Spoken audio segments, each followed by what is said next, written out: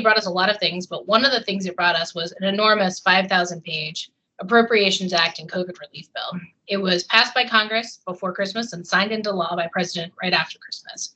There's tons of things in this bill, but I'm going to try to bring you a couple provisions that are key for businesses to know.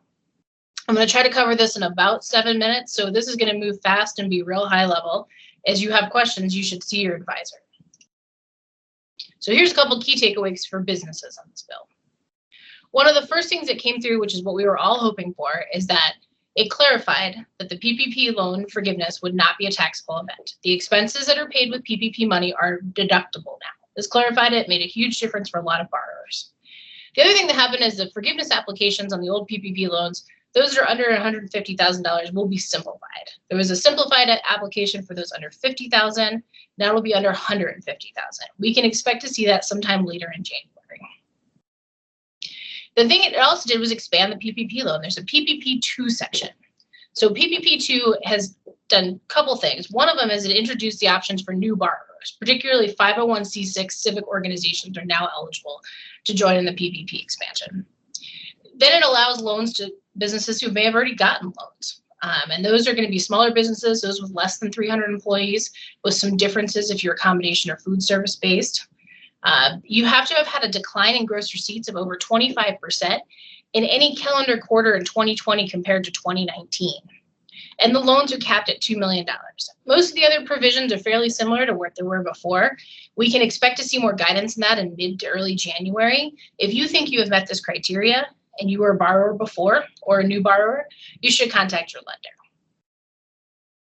Then the next thing was the employee retention tax credits. These credits were available before. They were passed earlier in the year, and they were a refundable payroll tax credit for employers.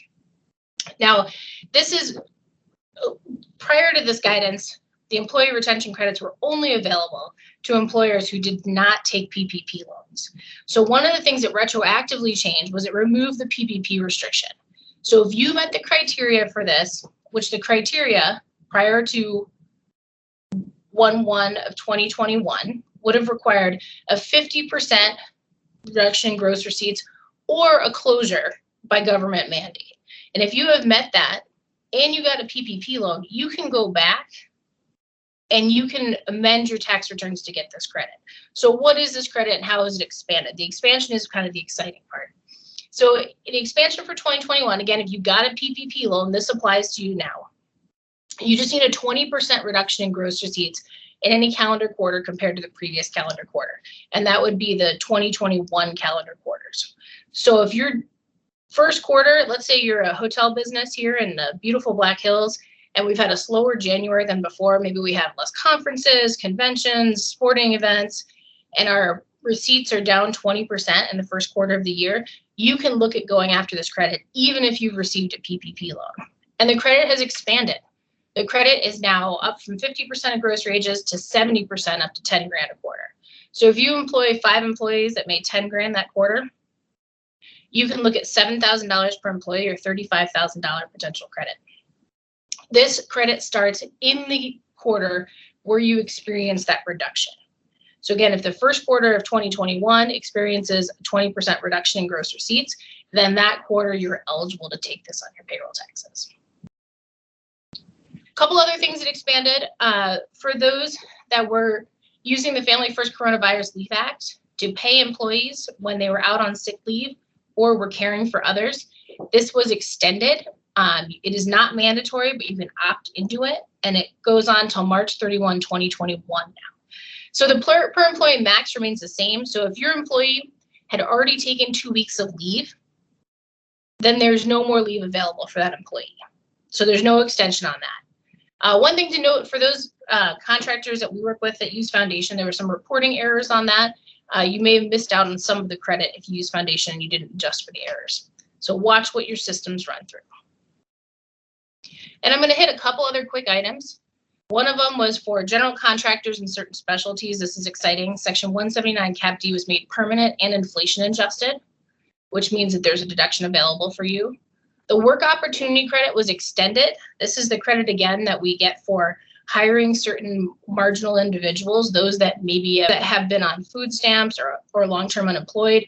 If you're in a tight labor market and you're hiring now, you should look at certifying these folks at the job office. As a reminder, those people need to be certified on the first day they show up at work. It's a great credit. For those of us that are in a local area here, the Indian Employment Credit was extended. That's important to know, and the Empowerment Zone Credit extended as well. One of the things that's hit the headlines a lot is a meals deduction. That is for 2021 for restaurant meals, not for 2020. And the Act also clarified something that I wanted to point out is that the EIDL loan forgiveness and the EIDL grants, those are not taxable events. EIDL loans still need to be repaid, but if they are forgiven or grants, those are not taxable events. And the other thing it clarified was those PPP loans were forgivable up to the EIDL amount borrowed. That is now clarified and can be adjusted. You should work with your bankers if you had an EIDL loan exception on your PPP loan. Those are the main things. I tried to hit those in a few minutes. If you've got questions, this is a great time to call your advisor and to reach out and to have more conversations. Thank you and have a great day.